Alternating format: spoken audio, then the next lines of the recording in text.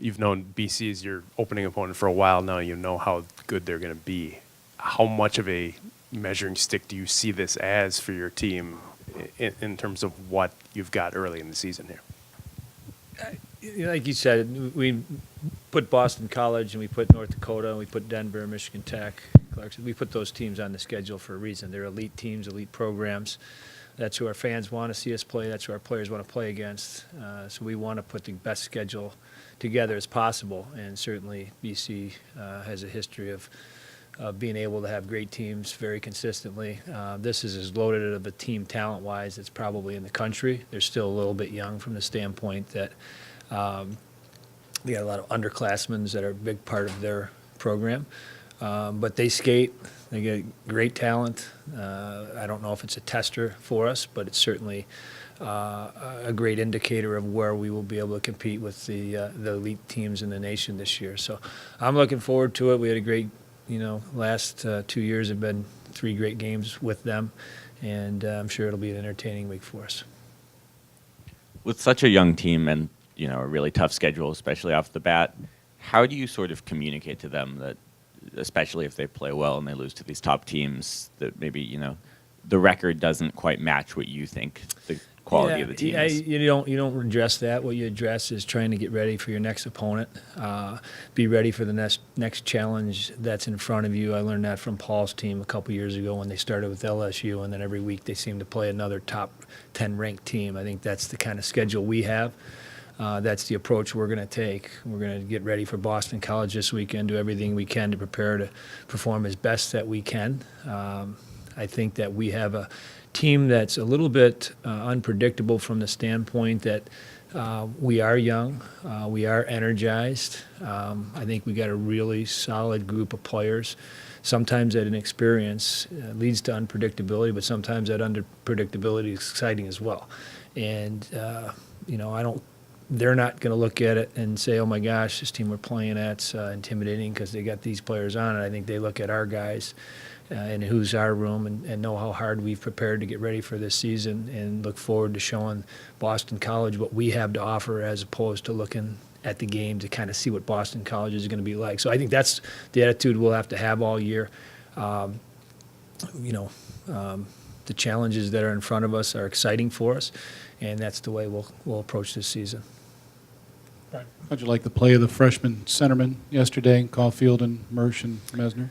They did great. They played the way we expected them to play. We knew we had a group of kids that are workers. We've talked a lot about their character and their grit, their energy that they'll bring to our lineup and team. They all scored goals. They all played really solid down the middle.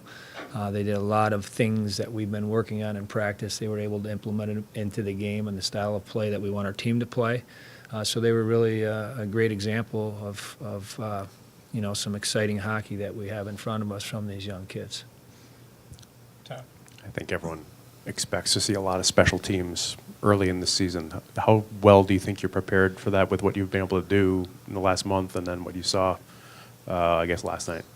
It's been a focus in practice. You've been to enough practices to see that we work on it just about every day. Yesterday we got 3 power plays within a 3-minute span, and that was it for the game. So if at the end of the game I was kind of hoping that we would have got more of a chance to work on both power play, penalty kill, but I thought both units on the power play executed the way we wanted them to. They got a little bit of practice time in that game last night, but we'll focus on it again real heavy this week because you're right.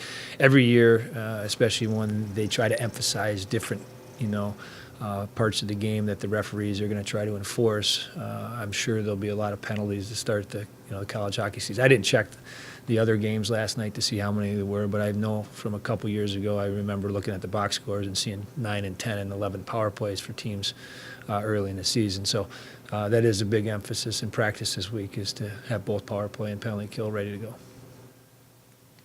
go. You've talked a little bit about this is the first class of recruits that you really got to pursue for a couple years, and really they're your guys.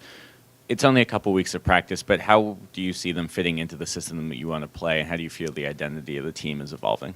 I like it, I guess I don't want to really say that it's our first, because I think last year's class was was our guys from the standpoint that those are the kids that we watched for the year before and wanted to bring in. So I thought that class did an outstanding job.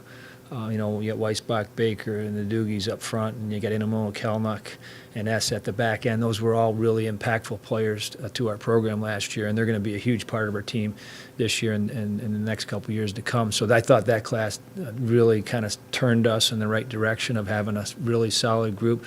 This group's the same: character, work ethic, grit. Obviously some great talent mixed in there as well. Keandre Miller last night had a great start to it. He didn't score a goal last night, but created a ton of offense, made some great plays for us.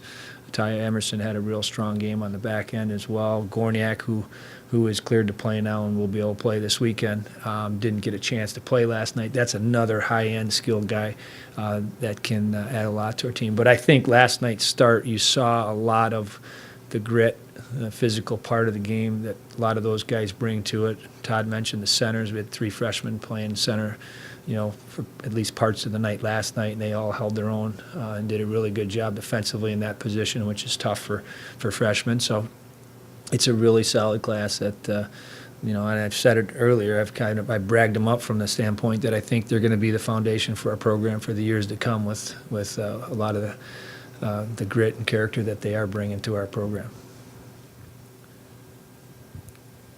Speaking of the centers, you won a lot of face-offs last night, and I know that in general that leads to more puck possession, things like that. That's something maybe you didn't have a lot of last year in terms of starting With the shifts puck. with the puck. Is that at all a focus? Is that an emphasis? Anything you've done No. to Yeah, push on that? You know, I think every team and every coaching staff emphasizes the importance of it. You know, we do additional work after practice. I think there's a couple younger players. I think, you know, all 3 of those guys at center are capable of being above 50% face-off guys. As freshmen, that's really good. You know, Baker's one that I think has a big room for improvement on his chances of improving there. Shea's a little bit from the shoulder injury. You still got to be cautious on how much you work him on that as far as the work he puts in practice. But that is a big emphasis for our team, is we need the puck with how we want to play, and certainly winning, you know, majority of the face-offs helps that cause.